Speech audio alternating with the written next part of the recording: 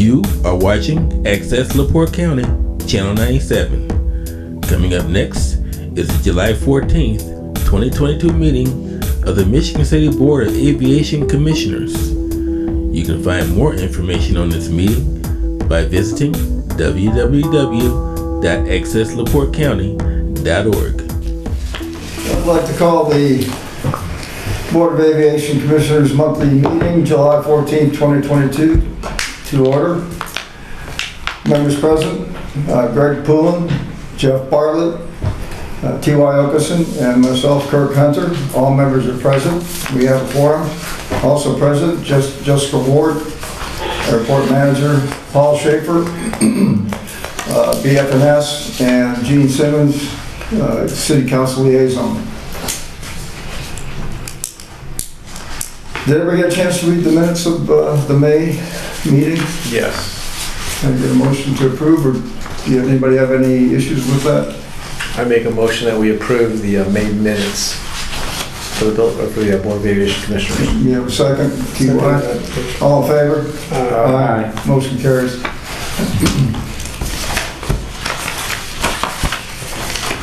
Account balances, Jessica? All right.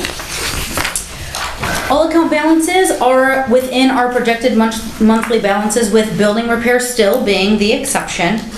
We are going to need to transfer into that account before the end of the year, which I've said at the May meeting. But at this point, it still can be a minor transfer just within that third set of accounts, which is really nice.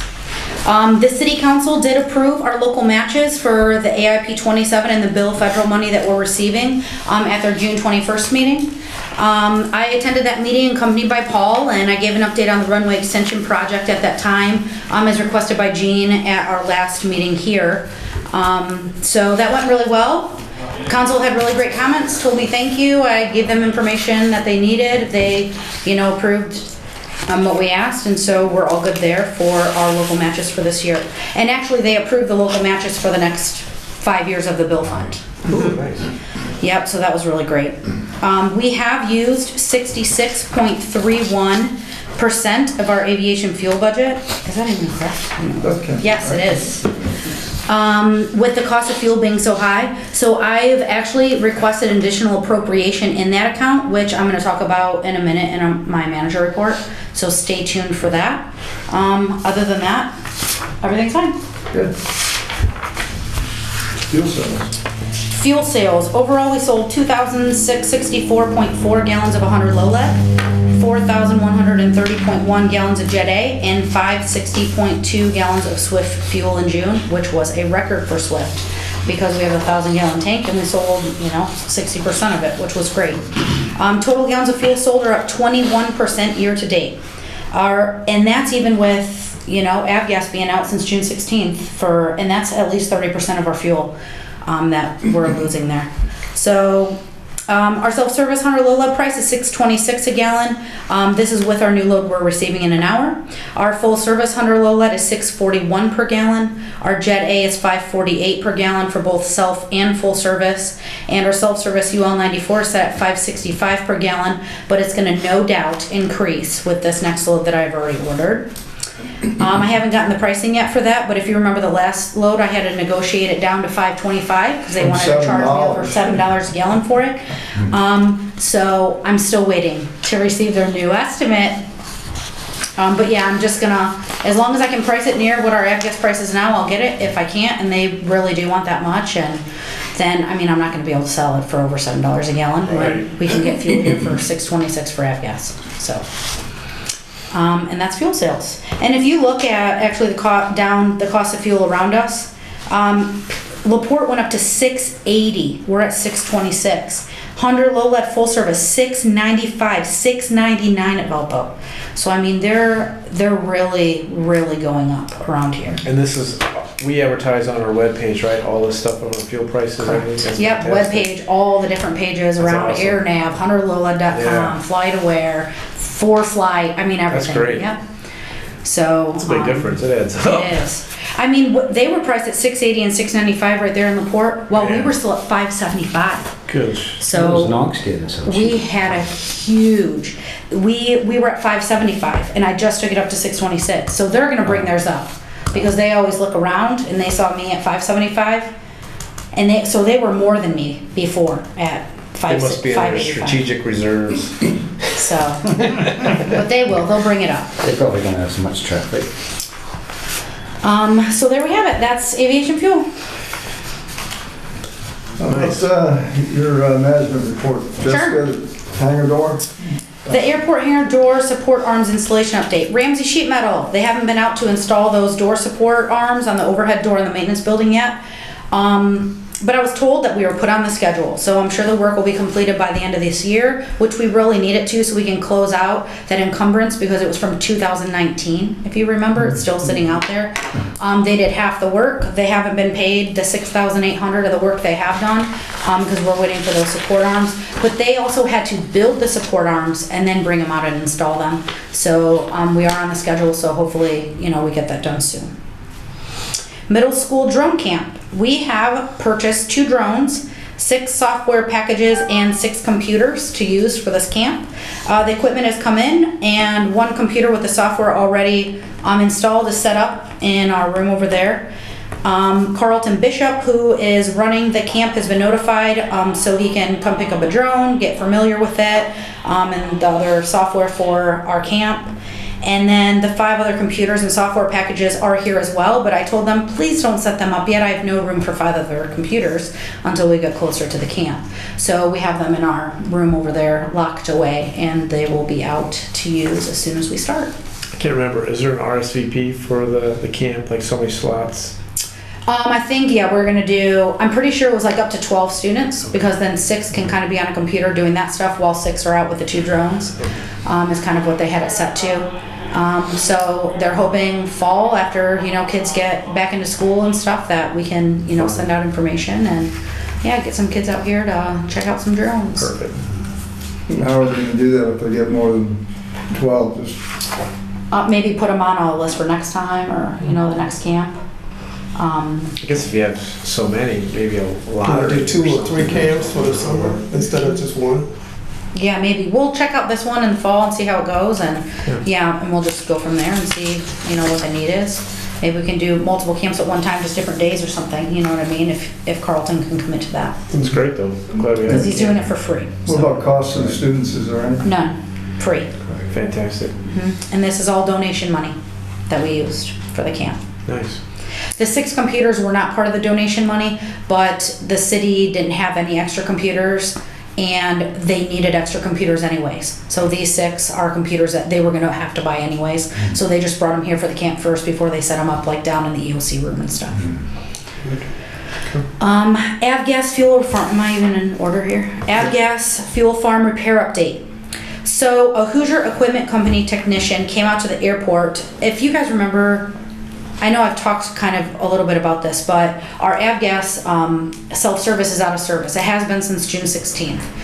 Back in October, if you guys remember, we had a priming issue then, and we had Northern Indiana Mechanical come out and they fixed the priming issue, but it's never been right. It's just worked. But you could tell, like when you were using the self-service pump, when you were using the nozzle, that it would just kind of like come out. It would almost drip out, no joke. And then after like a gallon of that, then all of a sudden it would just go whoosh, you know what I mean, and like really fill up. So we were having that issue from October to March. And so Northern Indiana Mechanical was just kind of monitoring that. But finally in March, it just totally stopped again. Like we have no prime at all. So they came back out. They already put in a new check valve in there. They've done everything they can. And so we don't have any plans on these tanks because they were done, like I think it was like between 93 and 99 that they were put in. And so we don't have any plans because all the plans and stuff were in our old building in the attic. We had all that kind of stuff in the attic, and mice had come in and like destroyed everything in the attic, which nobody knew until of course they tried to move it all to the new building. And so we don't have anything. We have nothing on those. So they weren't sure if there was even a floating suction arm in there, but that was the only thing they could think of could be the problem, is the floating suction arm needed a new seal. So he tried everything else that he couldn't get it to work, wasn't sure if he didn't want to like try and pull it up. You need 2 techs for that if we don't even have a floating suction arm. So he said that somebody that really knows aviation, that does just aviation, really needs to come out here and see what we need. So I called Paul. I called a couple other people too, but I called Paul and he's the one that helped the most because he gave me information on Hoosier Equipment Company and he gave me a card for a guy that his title is Solutions Expert. Boy, is that what we need, is a solution. Pretty open. Right? So I called him and I requested that he come up to give a second opinion and whatever. So he had text on a job in Ohio last day, sent one over here. So he came here, he's like, the avgas is set up the exact same way as the Jet A. The Jet A is required to have a floating suction arm, so he is 99.9% sure that there's a floating suction arm on the avgas. That's what he thinks needs to get changed. He agreed totally that, you know, that's his opinion, is that it's definitely the seal on the floating suction arm. So he said, I need 2 techs. We need 2 techs to do this work, pull up that suction arm because it's kind of dangerous, you know what I mean, getting in the tank. So he said, I'm gonna have to have a second tech with me and then the gentleman will, you know, get back to me and let me know. So he called me and said he wouldn't be able to have anybody here for like 2.5 weeks or something to come back up. Well, I don't wanna wait 2.5 weeks. And so I called Northern Indiana Mechanical back and I said, please, can you get over here within 2.5 weeks? The second, you know, the opinion is it is the floating suction arm, come freaking change the seal. Right. So Northern Indiana Mechanical was nice enough, they sent 2 techs out, they opened up, you know, where we have the floating suction arm. So they opened that up, they try to like pull out the floating suction, it won't fit through the hole. So, they need to cut concrete around the top of like the manhole. And then they need to be able to pull it totally out, the manhole cover totally out, and then fish out the floating suction arm. So that's a big job. And so they wanted to get back with Hoosier Equipment Company so they can kind of work together and figure out the best solution. Like, is that the best solution? Do we check the pump first? But the problem with checking the pump, you can hook up some vacuum, I don't know much about it, but you can hook up some vacuum thing, check voltage or something on the pump, but you can't unless there's fuel flowing through the pump, which it can't get fuel. So it's kind of hard to check the voltage on that right now. catch-22. It's all a mess. So they're working together, so I'm waiting. So now you just have to refuel with the tank, the truck. Correct. Okay. So we only have full service available. I have no idea how long it's gonna take to get the self-service fixed, if they even can. I mean, we're just hoping that there's a floating arm. I mean, they pulled something up, they're like, it's gotta be a floating arm because we can't get it out and it's usually at a 90-degree angle. So that would make sense. Sure. But they don't know. Nobody can figure it out at this point yet. So So I'm how- waiting on that. How big a hole do they have to cut around in concrete to? At least just to get that large, underneath that large cover out. Oh. So it's not really, I would say maybe between a 7 and a 10 inch around the top of that piping sump hole. They can't just unbolt it and pull it up some way and get? No. Nope. It's not big enough, like the hole isn't big enough to do anything with that man cover. So that's where we're at with that. So as soon as I find out anything, I mean, I'll let you guys know, I'll shoot you an email or whatever, but, so I did go and I talked to, I had a budget meeting, with the controller and with the mayor and everything in June. And so I talked to him about this, and Yvonne's been there for so long. She knows all the issues that we've had with these underground tanks, with the water table being so high, it always alarming, items never happy, you know, it's like, so just, we had that piping sump, I just showed them, you know, we had that piping sump. Remember, we did all that work to reseal it so there'd be no water in it. There's water in it again, which they didn't even know if it was gonna work at all, and it has. I mean, it's been 4 years since we've had that done, so it literally held for 4 years. Jet A is, you know, there's no water, but there's water again in the avgas. So not in the avgas fuel, just in the piping sump. Yeah. And so it's just been such a mess. So they suggested, and the mayor approved, for us to do an additional appropriation, like on an emergency basis, for above ground tanks, to get totally done with these underground and all the issues with them, which I'm gonna also talk about next, if you guys are ready. Ready. What a lead All in. right. Yay. Okay. So, first I'm going to talk about the fuel fund real quick. So the additional appropriation request for the aviation fuel fund. As you saw earlier, I just talked about it. I've requested that for $250,000 to cover aviation fuel purchases through the end of the year. I have also attached my justification to the sheet, like if you look under here. Yeah. This is the, what the ordinance looks like when it goes to the council, and also the justification is underneath it that I sent. Just so you guys can have it, and if there's any questions, that everybody knows what's going on. I need to have a council sponsor for that, and I've already emailed Gene and asked him to please sponsor this additional appropriation. But in short, we had, let me see.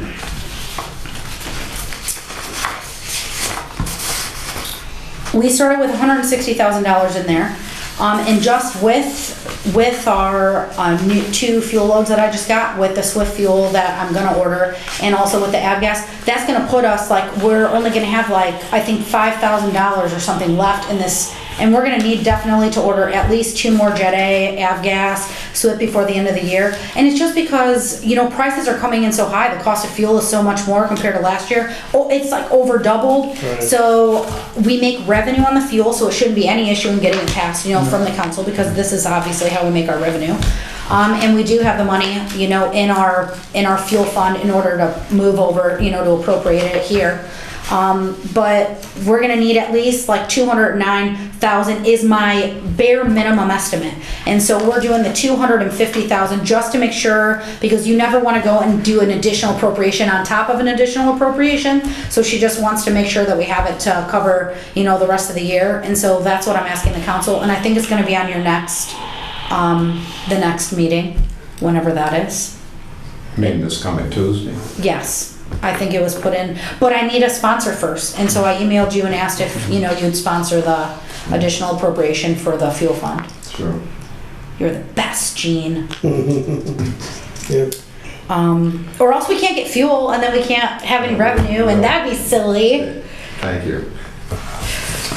So, there's that. So then, after that, there's the emergency additional appropriation request for the above-ground fuel tanks. So I already talked about meeting with the mayor and meeting with the controller. So I told the mayor and the controller through there that we have that BIL money coming, and that this year we have put in already saying that we're gonna use that for this building, because we know it came in, it's gonna come in over the 220,000, which was appropriated for the building. So this year we're using the funds to cover that, which we already sent in, we already know. But for years 2 through 5, we were gonna put those through for the runway extension, thinking that they were gonna start it next year, remember, with the road lowering and the utility easement and all that. Well, then they moved it back to 2025 after the board already committed to that. And we just, you know, let them know that, not committed, but we just said that's what we're planning on using it for. And so I told the mayor that I knew, Paul and I had talked about it, and I knew that we could use that money for above ground tanks. The FAA is allowing you to use that for that.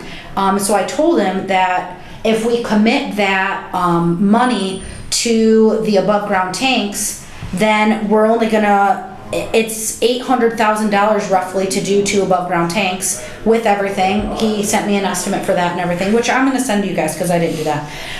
But years 2 through 5 is $671,332. So really, then the city's only gonna have like $138,000 after the 5 years for $800,000 tanks. And that's including the removal. That's including the removal of the old tanks, the site work. It includes How all of old that. are the old tanks roughly? Do we remember? between 93 and like 98, somewhere in there is when they were 30 put years. And then the above ground tanks, what's usually the life expectancy on those things normally? in. That's a Paul question.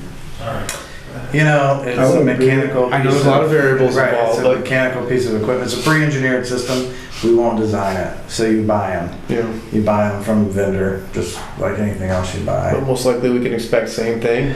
I would think at a minimum 30 Yeah. years. All right. And- but I have seen, you know, at the 10-year mark, they all seem to need some repairs. You know, Yeah, it's like TLC, it's right. an automobile. You do like 100,000 mile, you know, Right. tune up and all that kind of stuff. It's similar in these things. The pumps, seals, those sorts of things have a tendency. Any wearable part, you know, like any piece of machinery. Right. And I imagine these are designed better to get a swing arm out of them, did they not? Well, they're You would definitely hope. they're definitely more serviceable, and every client that we have is going to above ground. Nobody goes below anymore. It's just too much liability. Can't see it. Right, you can see the leaks for sure. So it doesn't mean that above ground can't have problems, but there are fewer, and it's easier to manage. Yeah. But at least we know that 30 years you drag that out, the cost effective for it is a lot less because you're stretching it, so. But even using that bill money, I mean, it's money we weren't even expecting anyways. Yeah. So for them to throw it at us We and need it. it be, I mean, or else, because the FAA, it's like when we use the AIP funds, you don't want to use that for above ground tanks because it's a revenue maker. And so if you use that, we lose our 150 for how many years? 3 years after you. 3 years, we lose the 150, that's like, that's why we're in trouble for using Yeah, it, we don't you want know? to get penalized or anything. And so, but it just happened to be that money just happened to be available when we need this project done. And that's a big 800,000, that's a big project for the city to do alone, you know what I mean? And so having this money be able to be there to reimburse the city for that, all but $138,000, I think it's darn wise. slam dunk. I think the other thing is that Jessica and I were talking about, we're kind of stalled on the runway extension. And so let's get something done. Yes. Let's move something forward. I think it's a great idea, get rid of this one Those elephant. tanks are liability right now, and they're kind of problematic, so. Well, we're trying to improve the airport, we're trying to grow the airport, so let's do it. And so that's just something, of course, I didn't ask Jean to commit at this meeting, but I am gonna need a sponsor for that. You need a council sponsor in order to push through any additional appropriation request. So I did, just let him know that I was gonna talk about it in this meeting, for him to kind of think about, and just us talk about and stuff, whatever he needs or whatever to make his decision if he's willing to sponsor, this additional appropriation request. But this isn't gonna be until the August meeting, because Amber wanted to make sure that we checked and knew that these BIL funds were gonna be able to reimburse this project. Because, they want that assurance, you know what I mean, before saying that that's what we're doing. And then like later come back and be like, just kidding, we can't even do that, And so I told her, so I'm getting that information for her and it's, so she'll have that and, Okay. but yeah, so there's that. So it's gonna be an $800,000 appropriation request. And it's in there, the appropriation is right there for you to see yeah, so, I mean, we get 671,332 back, so that's like 138,000 difference is what the city in the end's gonna end up paying by the end of that 5 years, which is super amazing.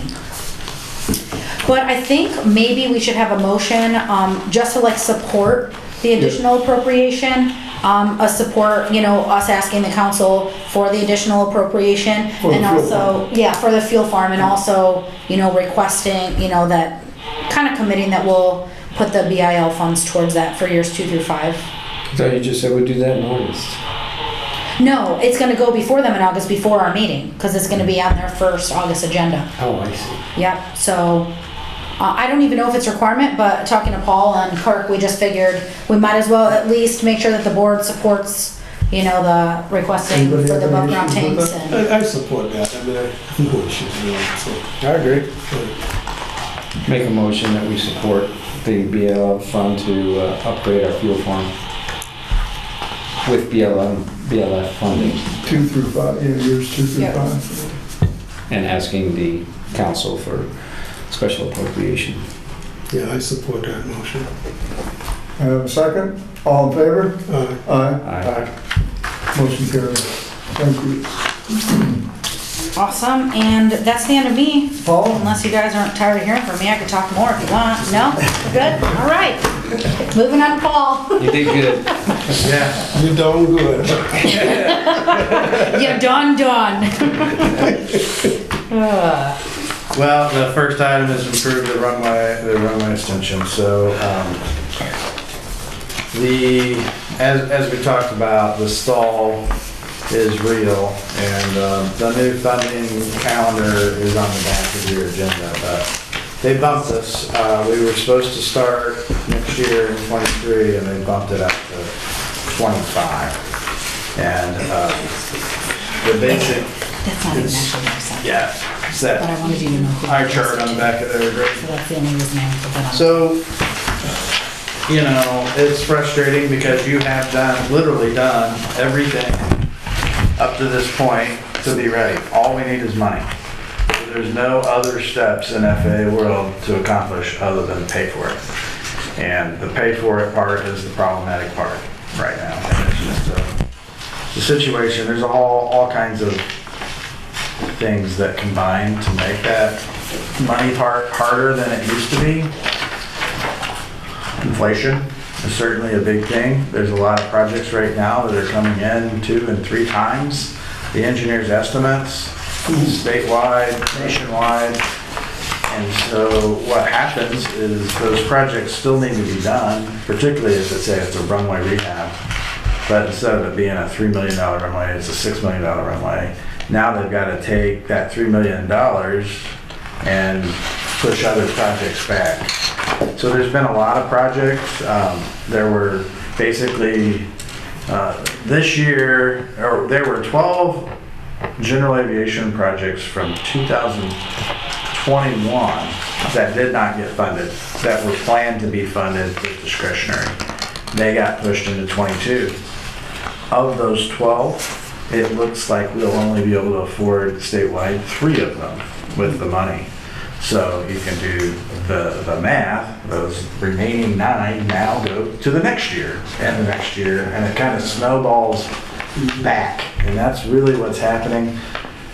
And that's not because the FAA or even Indiana people aren't doing a good job of getting money for us.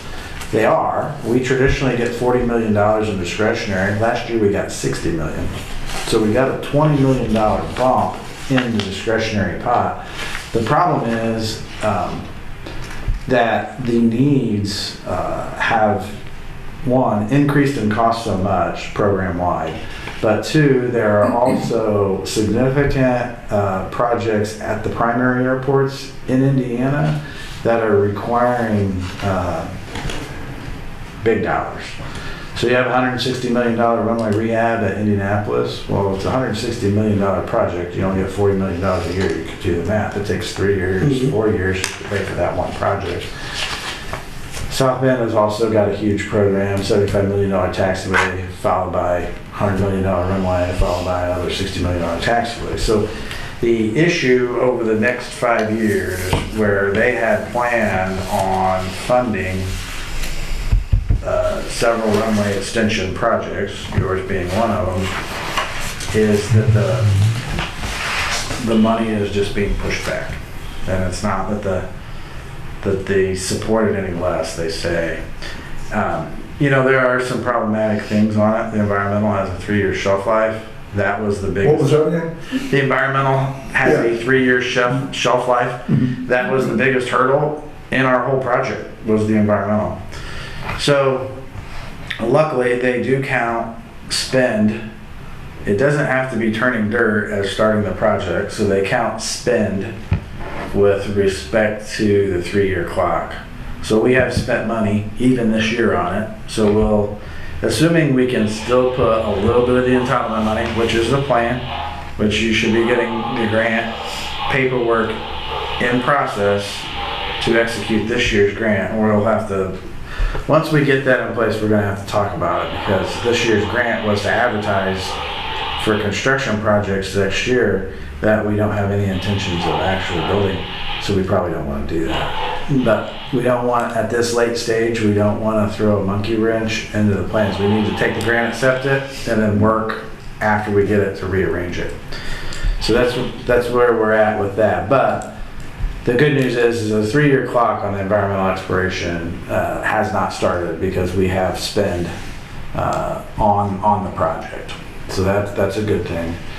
So it's just a matter of when will the system be able to afford the project, and I don't know the answer to that. I mean, when we started this, out of the 20 million, or I'm sorry, out of the 40 million, GA was getting about 20 million.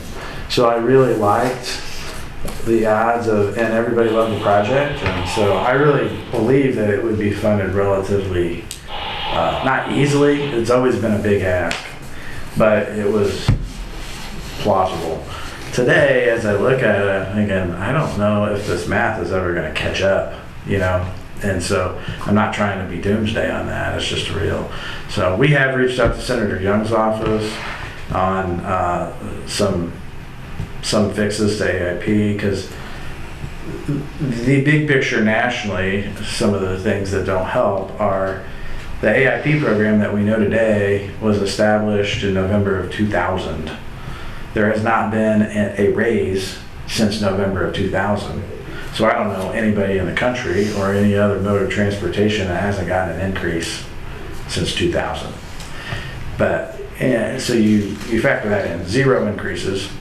You factor in the inflationary, our buying power is about half of what it was in 2000. So not only have we not had a raise, but we've only do half of the projects that you could do in 2000 today. So it's really been a big problem. And not to villainize anybody, but you know, the industry has shifted from ticket fees to ancillary fees. And so when those ancillary fees go through the system, they subvert taxes. So there's a ticket tax, but there is no baggage fee tax. There's a ticket tax, but there's no early boarding fee tax. You know, so all the, and it's just business, right? But you take, basically the airlines are making almost as much revenue off of the ancillary charges as they are the main ticket these days. And the program, the system doesn't get anything out of it. And so you look at that and you see $160 million runways in Indy, and they're capped at $4.50 a leg for PFC charges and 19% on the ticket tax. But if everybody sells their tickets for $100 and you have $200 in fees, it's not a good deal, you know? Right. So Well, that's a legislative issue. it is a legislative issue, and that's why Young's office. But you know, airlines have a much stronger lobby than airports. So this is something that AAAE, the airport, American airport executives, have been squawking on for 10 years, saying, look, we haven't gotten a raise. There's a trend in the industry to move everything out of ticket fees. This is going to be a problem. And so there's been a lot of people, also the American Council of Airports, which is more international, they've seen it as a problem and they've been lobbying. So I think, no, this year and these next couple of years, despite even, there's a public perception that when they pass bill's an extra $2.89 billion a year for 5 years. Normal AIP is only $3.25 billion per year. So the general perception of the public is you doubled your money almost, right? The problem is, and it's not necessarily a problem, it's just the way it shook out, is that everybody wants some of the money. And so rather than normal AIP, where the bulk of that money, or there's entitlements that get passed out in normal AIP, and then there's a discretionary pot. So they have more money allocated than they need to fund the entitlements, but then not everybody uses their entitlements each year, and you could roll them. So those dollars get converted into discretionary, and then the FAA gets to spend that discretionary money. So that $40 million a year, if you will, that we traditionally get is quote unquote extra, that they get the discretion to put it wherever they want. They can swing it over to Michigan City, they can put it in Indianapolis International. It doesn't, you know, that's, but in the bill program, there was no discretion. It was all formula based. You're going to give it to this airport and they have to use it. And if they don't, it just goes. There's no mechanism for anybody to use any of the excess that doesn't get spent. There probably will be in the last couple of years, there'll be a call for projects or something. But so what's nice about it is Michigan City now can plan to replace a fuel system because you need this $800,000, and the FAA rarely commits to money beyond the year you're in, but in this case, they're committing to your $159,000 for 5 years. So you can plan that out. That's a great thing for Michigan City. The bad thing for the system is that the public perceives that we doubled our money. The reality of it is everybody gets a little bit. And while $800,000 is a great thing to Michigan City, it's not life-changing when it comes to your runway project. Right. And our plan up to this point, when we thought they were going to go to construction next year, we were going to commit that $800,000 towards the runway. Every dollar was going to help. Let's just get it done. But now that they've punted 2 years and you've got this fuel farm emergency, we really don't have a choice. And the cost, so you're not getting a lot from your dollar. Right. Right. So I think it makes sense on the bill. That's the funding scenario in FAA world. I think it's a bigger problem in Michigan City. You're just on the backside of the problem. There's been several airports, one of our other clients, DeKalb County, they're stuck in the middle because the FAA started their project. The project still has $6 million to go, but they're out of money in the middle. And so that's really a mess because they're in a position where they've ripped out their ILS and their approach lights and started grading, but they don't know when they're going to be able to put it back. So they don't have a usable. They still have their 5,000 foot runway, but the ILS is down and the approach lights are down. And it's indefinite time frame on when it comes back. You know, and so if you look at, and they're going to build some pavement extension on, but at the end of the day, they may have actually inadvertently took steps backwards. Right. Because you took things out of service and then you run out of money in the middle and you can't even get it back to what you had. Yeah, you're limiting their operation. Yeah. So there are several airports that are in that boat where they were mid-program, and you can imagine how devastating that would be. Suppose we had chopped this runway down to 2,000 feet and we're in the process of building the structure, and they said, okay, we don't have any more grants moving forward. Well, you can't. You build it back and you're stuck at 2,000 feet for you don't know when. Right.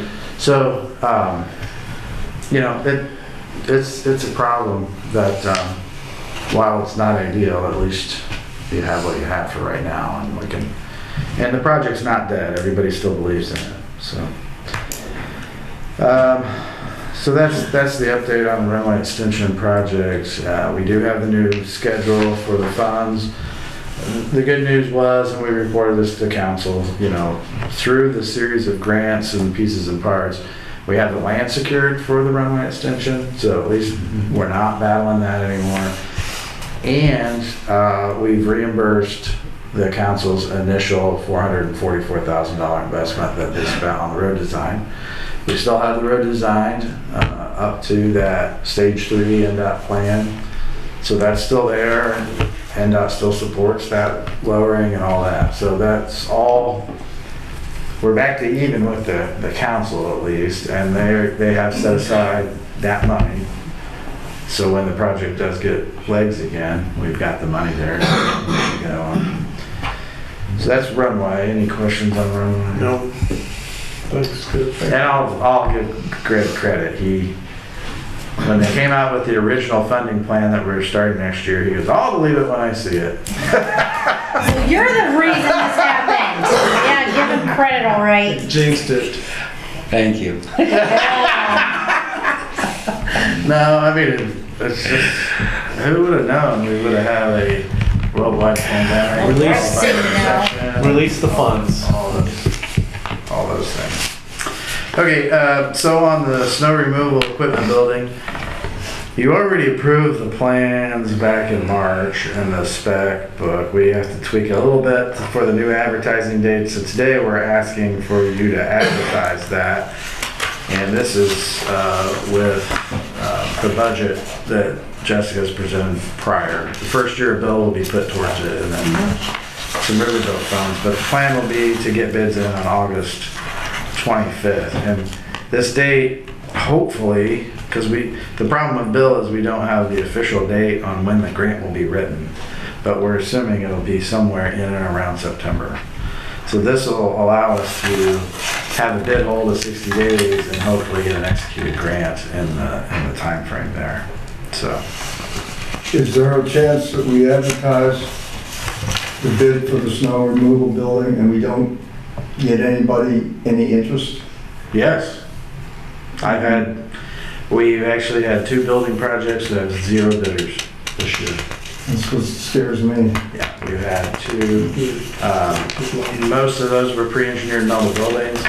I think this is a pole barn. I think it's a slightly different market on the pole barns, but Probably, yeah. we know RL Roofing is interested, and they've helped on some of the initial budget estimates. It's been a few years, but they did help on that. So we're close on the budget, on that number that we're putting into it? Are we close on it? Yeah, that's what I'm wondering. With the BIL, we will leave maybe. We've added some cushion from the original budget, but I'll tell you, Greg, the numbers With the inflation to today.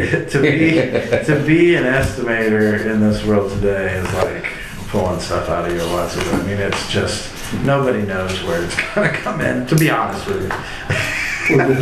Well, They probably, I'm looking at it, I'm like, okay. If we can fit it, that's gonna be a great thing. Yeah. If we can fit wouldn't it. surprise me if they had an escalation clause, Yeah. that they would insist on, you don't have to.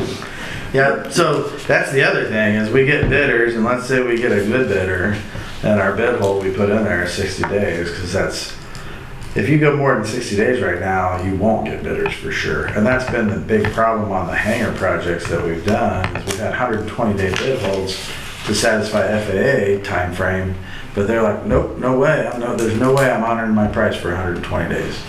You either have this under contract, you give me a notice of award within 30 and I'm under contract in 60 or I'm off. And so that's been the issue. So we know we don't want to go more than a 60-day bid hold on this. The issue is going to be is we have 220 local and then we have the 159 Fed. When does that Fed money timing fall in line, and how, if we don't have it in the 60 days, do we go ahead and issue notice of award and just hope and pray it comes? I don't know, we'll have to cross the bridge when it comes up. Right? Okay, so we basically got a month to get these bids. Pretty much. Yeah, but we're gonna advertise it now. Did you start, when? Yeah, we're gonna ask to receive bids on August 25th. So Right, we're gonna advertise it now with your guys' approval and right, Yeah, yeah. we'll start the process. If you guys are good with starting the process.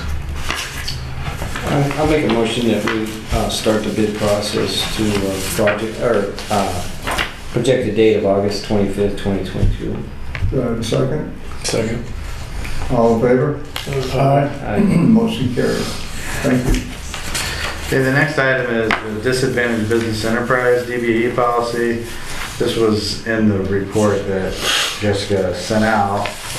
And in your copy of your packet, I did just print the excerpt of the goal methodology so you can see how this is calculated.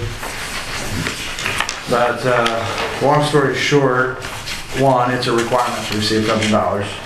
A disadvantaged business enterprise is anybody who's recognized by NDOT for the purposes of our project. Anybody who's recognized by NDOT that meets the disadvantaged business qualifications, which means you have less than $5 million a year in revenue and you are identified by the federal government as one of the eligible groups that falls into that. So it's generally minority, women, veteran, Native American owned type businesses that are typically in that program. And they do graduate out at $5 million. So, and we've seen a lot of companies graduate out of the program, so, which is exactly what the program's designed to do. So, this goal, the 4.8%, you can kind of see the math, but relatively speaking, what we do is we run the type of projects you have, which is heavy construction. We look at the companies that are in LaPorte County and the surrounding area, historical bidders, and we run basically the job work codes on how they register on their taxes and decide who could possibly be able to do that work. And then we look at those companies and decide or determine which ones are DBE certified through NDOT and which ones aren't. So it becomes a ratio. It becomes a ratio of DBE firms available to total firms available to do the work. And that ratio then gets plugged into like basically total dollars spent. So That's the minimum. and that's the minimum. And so it comes up at 4.8% is what the formula works out to be. So there is some logic to how the goal is set. So do we solicit bids to those people that we identify, or Like what if you don't get No, that's only 4.8. The project has to be fulfilled with these disadvantaged. Oh, okay. So no matter what, you gotta search them out and Could they sub them out bidders usually? bidders, okay. The We don't do anything other than in our contract books where you have federal spend. Just have to show. We put the goal in there and we say, you should have 4.8%. Okay. And so then one of two things can happen. They have 4.8% in companies, so the bid is 4.8% of the total bid amount is with companies that are disadvantaged and they're recognized by Indiana Department of Transportation. Okay. Or they don't, and in which case there's a process that they can follow called good faith effort. And they're basically the quick version of it, they have to show written proof that they've reached out to at least 3 disadvantaged business companies and that they are unwilling to participate or do not want to participate in the project. So they're trying. Right, so, and that's called the good faith effort. Okay. So you either meet goal or you provide a good faith effort. Okay. That's on the front of the project. It gets monitored during the project. At the end, we have an audit of it, and if you didn't meet it, there's an explanation on why, and if you exceeded it, good, everybody. And that goes into the calculation the next time around. Okay. Yep. And how often do we have to, So every 3 years, you update the plan and the goal. So you did this 3 years ago, you may not remember, but we did it 3 years ago. That goal runs for 3 years and then you calculate it. And if anybody was playing at home, I believe it was 5.1 last time. So it actually went down just a touch. And the reason is because the ratio on firms, willing and eligible disadvantaged business firms in your region went down. Which is good, because you want people to meet them. I mean, it's kind of speculation. I do know of 3 rather large companies that graduated out. Yeah. So to your point, that's good. You want to take a lot of money in. Because they don't need the help anymore. They've graduated out. Right. But there could have been some that just aren't participating anymore. And we also seen after the ARA program, if you remember, from 2008 we had a recession, so there was a big uptick in 2009, 10, 11. There were a whole bunch of disadvantaged business enterprises registered, and those companies either, because there was a bunch of federal money being pumped out that all had these goals. And so since that time, that 2011-12 mark was the peak. And since that time, you've seen the percentage of companies go down. And that's either they've done well and they graduated out, or it's not panning out for them, or it's not worthwhile. And the total number of companies have gone down to, I can't tell you exactly why, but that's why it's slightly lower than last time. History of actual achieved goals also plays into it, but this airport has always met its goal. what changes have been made to the DVE policy since 3 years ago? You aware? Not really. You'll see in the agenda, there's a little bit of, the last time we just basically adopted it in the meeting. And then we ask for any public comment in the same meeting. This time, you have to set the draft goal, the 4.8. We need to get it placed on the website for 30 days. And then we need to have complete a consultation with stakeholders. The stakeholders could be invited to this meeting. You could go someplace else to chamber or if you want and have a stakeholder engagement meeting. Most of our clients, and the way the ad is set up in this template program, is your next board meeting will be an invitation to stakeholders. So you send invitations to stakeholders, the Chamber of Commerce, any other business people in the community. They can show up to this meeting and express their comments on the program, on the goal methodology. And that's why it's got to be on the website so they can review it. Well, who are the stakeholders? Stakeholders are The DVE? disadvantaged businesses in the community, people doing work in the community, the chamber. Isn't the state part of stakeholder too? The state is, but they aren't going to comment on the local. They want to be neutral. So. Right, but Most places you just want to make sure your Chamber of Commerce, because most Chamber of Commerce has a disadvantaged or minority section of the chamber that they're working on that. And so you just want to make sure that group knows so that people who are interested can participate. I mean, there's not a ton of, it's not a real controversial one because it's kind of, this is what pretty much every federal agency does. So it's a little outside of your control. I mean, I suppose you could double down. You could say, well, the Fed's calculated at this, but we're going with 8. You know, I mean, you can do anything you want. It's your plan. But this is a defendable position on percentage. And you also don't want to set up a percentage that doesn't meet the math so that you know you're not going to make it, because it kind of looks bad to not hit it. So if you don't think there's enough companies to realistically hit it, you don't want to set it at an unreasonably high goal. Those DVDs, that's state or federal? It's a federal program, but for Indiana, we use the Indiana Department of Transportation list. Right. So they're the certified list. There are reciprocities with other states. So if the DOT from a surrounding state has reciprocity with Indiana, then they don't have to be on Indiana's list. They could be in the adjoining state. Okay. And I can't, to be honest with you, I can't recall if Illinois does. That would be the most meaningful one to you, Illinois or Michigan. Can I get a motion to approve the disadvantaged business enterprise policy? I'll make a motion that we approve the disadvantaged business enterprise policy for the airport. And with a draft goal. Draft goal 4.8. What's that? Draft goal of 4.8%. Yes. And adopt draft goal of 4.8%. I second that motion. All in favor? Aye. Aye. Motion carried. Thank you. Sorry. That's all No. that's all. Well, I had one quick question, Paul. Let's see.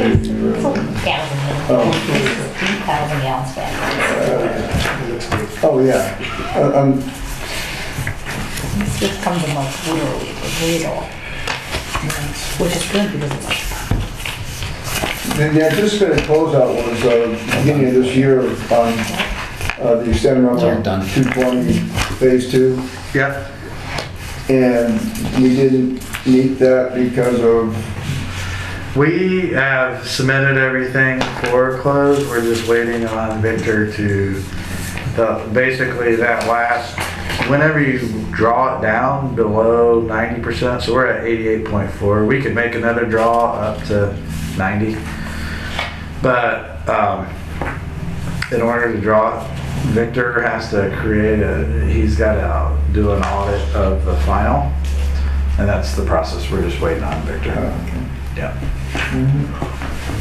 Then any old business, yep. new business? Jeff, you were talking about those solar panels. Yeah, I would like to see if we can entertain the idea of possibly putting solar panels on that new snow removal, just to see if it'd be cost effective. I know we're all trying to be environmental friendly and cost effective for the Will that airport. have to go just in see. for the advertisement? So will that change the advertisement that we just approved? At least just looking at panels, what And they would just to cost. add or to something. that, I know I have been looking at solar for my home. Okay. And there's a group in California called Wholesale Solar. And for 10 grand, you could actually outfit that thing with maybe 14 panels, so 320. Just great fade and so just, let's go pay the airport back. I will say though, we did have the whole energy efficient people come around the whole city, and they put solar panels other places, but when they did, I don't know, you figure out the sun and I don't know how they do it, but they figured that it was not gonna be effective here at the airport. That is one thing that I do know. They did the fire department. Yeah, right here at the fire department. So I'm not sure how they figure out what is effective and what isn't and why they chose, but that was like the city paid them to do solar panels anywhere they felt was a good place to do them, and they chose not to for the airport. So I mean, that is something we can Well, they look wanted into to if you guys want Oh, to. they tested at the fire stations, is that what you're saying, or they have them there now? I know there's panels in Michigan City, one over by Barker. Yeah, I thought up by the I thought they put them on the fire. Oh, I don't think they did on this one, did they? I'm not sure. I'll have to But look this, up there. this is a new building. Yeah. you know, Yes. And I think it's, where is this gonna be? Right Behind back us, there? yeah. So, We have to look where the trees are and the shadows and stuff like that, but but it's just. Yeah, so that's the only thing I can say about solar panels, because you know that it's something that they tried to before. But some of the newer, I think I would support Jeff. I think some of the newer panels are made differently than the older. Oh, okay, So yeah, because that was years ago. How even many? with shade, 6 years it ago, still looks maybe? off, you know? I mean, looking at this building right here, I mean, that's. Yeah, it's plenty, yeah, so, More improved. I mean, for only 10 grand, you could actually Right. get, Aesthetically looking, you know, slim, yeah, flat. They put them right on the roof, you know? Yeah. I mean, I'm totally fine And with if they that. pay for all the heating for that building for the whole year, You know, power. yeah. Yeah, At least we could just ask if there's any state that gives you like, I don't know, or federal for solar. Everybody's talking about solar, everything's solar, this, get off of fossil fuel. Well, you know, then they need to speak up and start Right. showing us some money then. and for a building that size, it probably would, It's not that big, yeah. it'd probably work. It's not, the electrical demands on this are not that. At least we can ask some questions just to see if, Well, does it have to go on that building? I mean, if the problem is all the trees down here and you're not gonna get any afternoon It could sit on sun. top of this Huh? one. It could sit on. there, top and of run a this. cable Yeah. directly over to that one to the power source or something. So, yeah, and so we didn't engineer anything to study that in here. It's just basically a quote package. Yeah. So, I mean, I could throw in there and see an alternate item on a solar. I think we should just at least think, entertain it. So the issue is gonna be is the contractor's gonna say, well, what do you want? And I'm gonna Yeah, say, you I gotta, don't you gotta know. give them plans. Right. You gotta tell them how many panels you want on the roof, what effective load you wanna supply, that sort of thing, so that they can match a system for the load that you're desiring to supply. I mean, unless you're gonna put it all in batteries and you're gonna tell them, okay, we're just gonna put it in a battery storage cell that's going to be in some fireproof cabinet that's located outside the building, or, Yeah. I don't know, you know, solar is great, but then there's a storage side of it too, that, Yeah. Or I think we should. or the equipment to sell it if you can. well, we just gotta tell Paul what he wants, what we want him to design, so that we can get a contractor that can put a decent bid together to show us, say, oh, if you want solar panels here. Right, you those are know. all valid points, absolutely. Yeah. Well, and I don't think you want to pay me anymore to design. That's We don't. No. Actually, So you do it, you'll do it gratis? you should pay How'd you us. know that? I'm trying to come up with a plan on how you can get this number to determine on if Well- it's worth it without me charging you anymore. Can't you just, I'm sorry, go on. The simplicity is, you always have those two options, right? You have the option of grid tie-in, that's the simplest approach, right? And then you have the battery banks, Mhm. and that's complex. 'Cause you're Okay. looking for storage, And much you more know, expensive, and so I think we want to simplify it, really, just put those things up there. Can we do it If you after? use it, That's what, yeah, Could we do it after the? yeah, make an accommodation so that you can put this on there, but don't put the panels on. Because wherever you're gonna hook up your wire feeds, Well, you have that available, so you don't have to cut through, walls or the roof. what I think, if you guys are open to this, is we leave the base bid exactly as it is, very traditional. yeah. I mean, we're, the contractors that are gonna prime this build barns, Mhm. pole barns. They're not Solar really- panels? Yeah. They're not sophisticated contractors traditionally. Got it. And you don't want to make it into a Scary where- form. Right. You don't want. That's right. You don't want. I get it. We're talking about trying to get people to put numbers on, and you want them the cheapest number you can possibly. So you don't want to put some kind of animal on there that says, "Oh man, I don't understand this," you know. And then Yeah, so they just throw 100 grand on it. Right. To cover themselves. Test I mean, the rocket. that's the reality of it, and No, I get it. I think All right. we keep the base bid exactly as it is, and then an alternate would be contractors that could provide a solar option, like it. How much does solar cost? Is there a deduct from the original electrical package because of the solar? I don't think there will be. I think it's all an add. The savings would be in reduced electrical load and all those kinds of things. So. Well, you know, there's always two questions asked whenever you're awarded a bid. One is, what did we miss? And two, how close was number 2? Oh, right, yeah, yeah. What, $1 million? So if we put an alternate on there, we could say provide a solar panel power offset option per a manufacturer's recommendation with the, attached to literature and the dollar amount. And this will be factored in, but it may not be the deciding factor on how we award the project. That way, maybe these guys could then call the solar panel salesman. They could call Wholesale Solar and say, this is the building we want to power, what's your package and what can it do? What's your prediction on what these people would gain from that? They can include it in their package. We can get all those numbers in there. We're going to compare it on base bid, and that's who we're going to select for State Board of Accounts, and everybody will make it real clear. This is how you win. The solar is a value add option the board may or may not exercise. And, Okay. and then, Okay, that makes sense. I like that. is that, Yeah. Yeah, I think it's great, but you would like, it'd be valuable, in my opinion, to have the accommodation for this system somehow already built in, so we don't have to retrofit the building. right.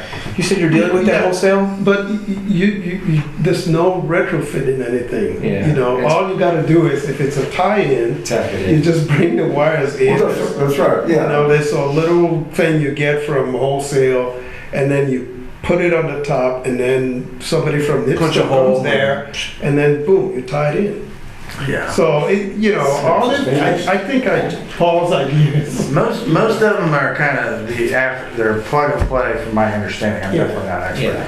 But there's a little box, and that box says, does the building need power? If the building needs power and I'm generating solar, send everything I have from the solar into the building, and if I need more, I'm gonna call it from NIPSCO.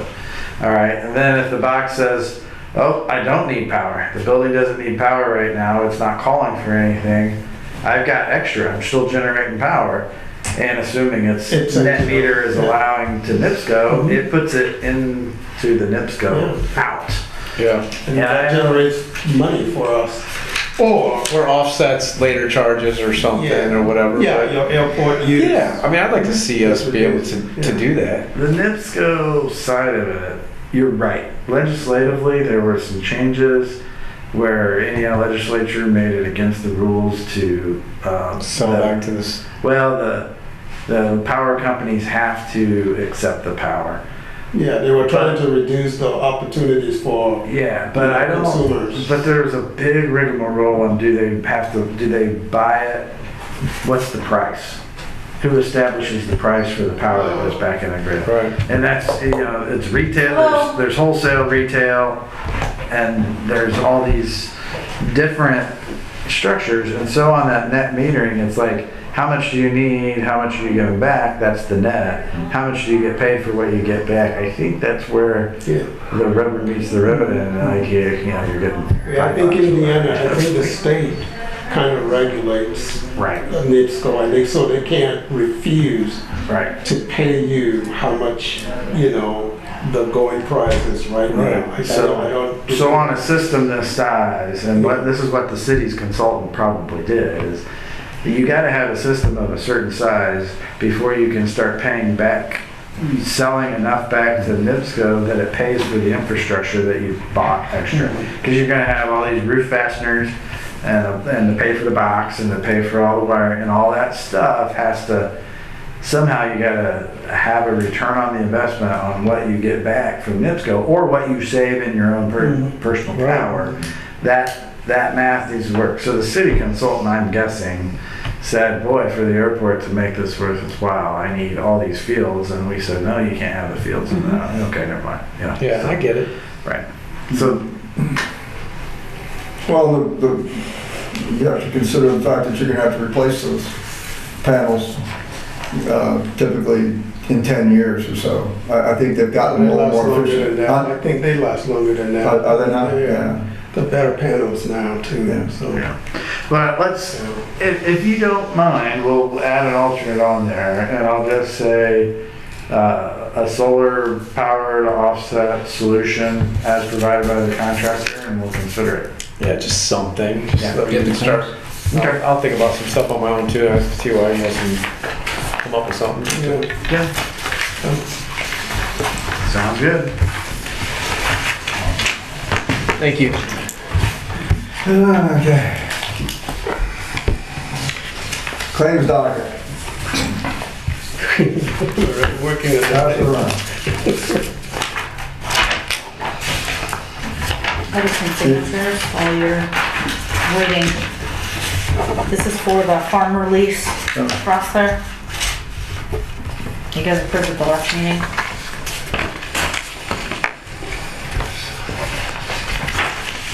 It's a big internet.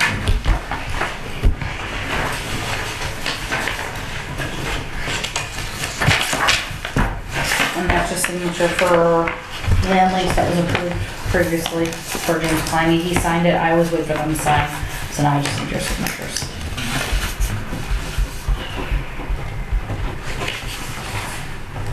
What's the RS sign that? What's the internet? Oh, yeah. Yeah, our sign that is, the Navid data that comes Yep. from AOL. Naden it's called.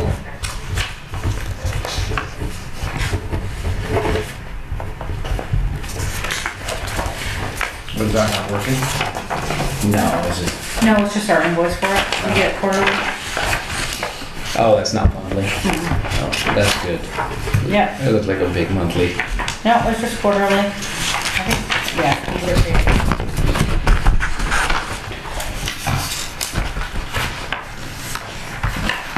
Why did June 9th? What's the other one? July. July. All right, when y'all ready, I'll make a motion to approve the June's claims docket for $13,512.53 and July's $46,399.06. Do I have a second? All in favor? Aye. Aye. Motion carries. Public comment? I did want to say Correspondence, too, I'm real quick, What? I could have said it earlier, but the antenna for the AWAS, our AWAS tech came out here and I talked to him about the antenna. So he gave me a company that can give us an antenna that's better, that's FAA approved. I sent that over to Andy from IT to see if we could get that ordered. And I have to fill out an application for the company, even if you're paying by credit card, they need you to fill out an application for your AWAS information and everything. So as soon as I get that over to them, I'll be able to order that new antenna. That might help out. That's where that gentleman said he was getting Utilize it, feedback and yes. stuff. It might help out with Nice. his stuff. So, Yeah, thanks for following up on that. yes, no It was problem. a little green. I started because you told me about this. Yeah. So I paid attention. I started picking it up about 30 miles south of the field at 4,500 feet. And it was a little crackly. I could hear it, but there's Yeah. like a crackle in the background. When you get into 20 miles, it's louder, but the crackle is still there all the way into the airport. Yeah. Because he said that antenna that we have is only rated at 10 miles, whatever's required by the FAA. 20. Yeah, 20, yeah, and so up to 20 and then in there it's supposed to be better or something, I don't know. It But is he, definitely better than this one. yeah, so he gave us, what was that? Yeah, that one and then this one? My only word of advice or caution on that is you put your antenna, you improve the antenna with a wattage on the radio, it can start bleeding over and bleeding back out. No, your Unicom You know, I did call too, start the process all over. on that farm lease out there. I called that other company that Bill Nelson told me to call. So I've got that working too, so next meeting I'll be able to let you guys know about that. So any, You want me to talk about the legislative, What? the legislative request? Do you want me to talk about that? Oh, yeah, that's in your report. I mean, no, if you want to, I don't care. Yeah, I think you put it in here, just under aviation DNS, member Air Force is submitted line item request. Yeah. So we are, in Aviation Indiana asked for us to request funding from state legislators. So without making a big rigmarole, we decided you were gonna ask for your runway extension. So we put the whole funding request in for state legislature, and that's going to Kirk. So if any of your state legislators ask what that's about, we need to fund a runway. If you want to pay for it, that'd be fantastic. Yep, that's Yeah. it. okay. Correspondence, None. public comment, none. Get a motion to adjourn? Motion adjourned. Second. All in favor? Aye. See, now you only. We're adjourned.